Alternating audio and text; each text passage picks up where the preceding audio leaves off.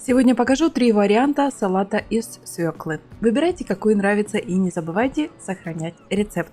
Для первого салата беру репчатый лук и нарезаю его мелким кубиком. На плиту сразу ставлю сковородку, наливаю немного растительного масла, даю ему хорошо прогреться и выкладываю лук. Пока он обжаривается до легкой золотистости, беру морковь. У меня сегодня одна большая морковка, и я не буду использовать ее всю. Возьму примерно половину и натру ее на мелкой терке.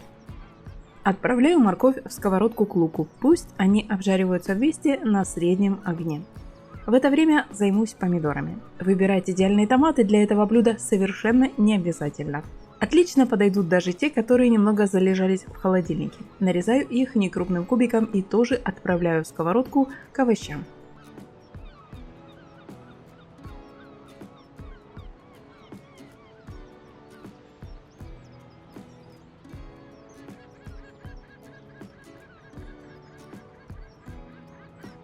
Чтобы вкус раскрылся, добавляю ароматный кориандр, пропущенный чеснок через пресс и высыпаю копченую сладкую паприку.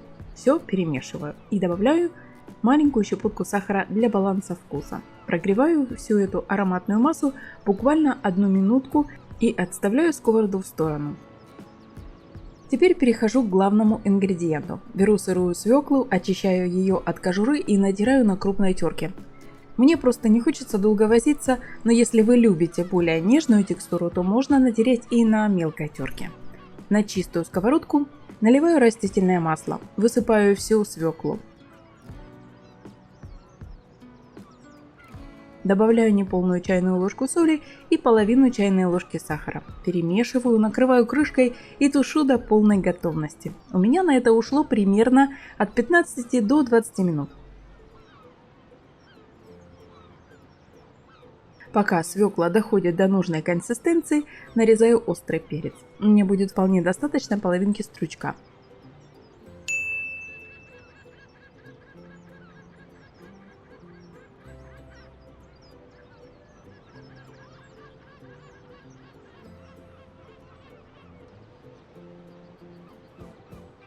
Добавляю острый перец в сковородку к свекле. Туда же выкладываю нашу ранее приготовленную морковь с луком и помидором. Тщательно все перемешиваю и томлю на огне еще примерно 3 минуты, чтобы все вкусы соединились.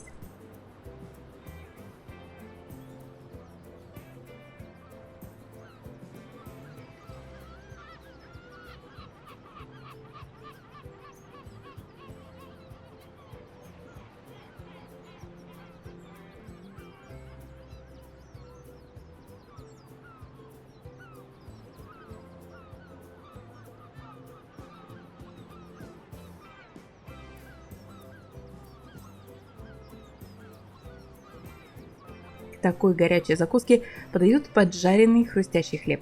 А на следующий день, когда салат постоит в холодильнике и станет холодным, он будет еще вкуснее.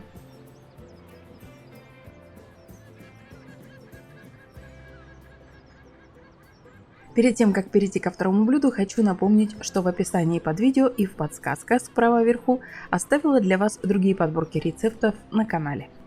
Свекла – частый гость на кухне, причем не только за праздничным столом, но и за самым обычным обедом. Подготовку этого салата начинаю с лука. Его мою, очищаю от шелухи и мелко нарезаю. Разогреваю на сковороде растительное масло, выкладываю лук и обжариваю его на среднем огне до мягкости. Когда лук готов, перекладываю его в тарелку и пока отставляю в сторону, чтобы он полностью остыл.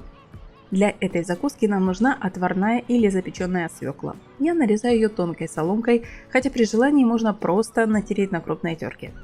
Следом беру маринованные огурцы и тоже режу их. Они придадут приятный хруст.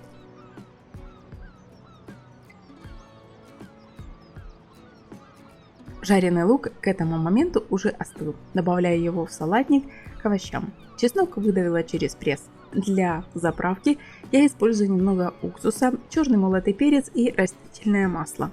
Все перемешиваю, и наш простой салат готов.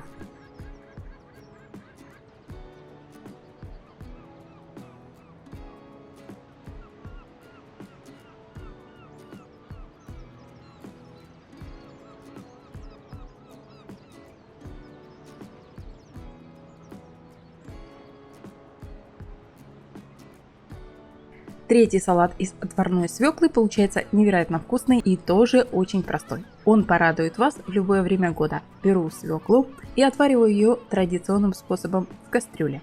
Но если у вас молодые овощи, то я очень рекомендую завернуть каждый корнеплод в фольгу и запечь в духовке при температуре от 190 до 200 градусов примерно 20 минут. Отставляю их остывать прямо в этой фольге. Так свекла сохранит весь свой сладкий сок и цвет. После этого очищаю овощи и нарезаю соломкой.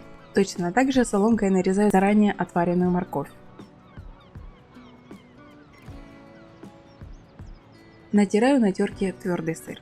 Грецкие орехи мелко рублю ножом и отправляю в общую миску к остальным компонентам. Для пикантности добавляю чеснок, выдавленный через пресс, мелко нарезанный свежий укроп, немного кориандра и черный молотый перец. Заправляю все майонезом и хорошо перемешиваю.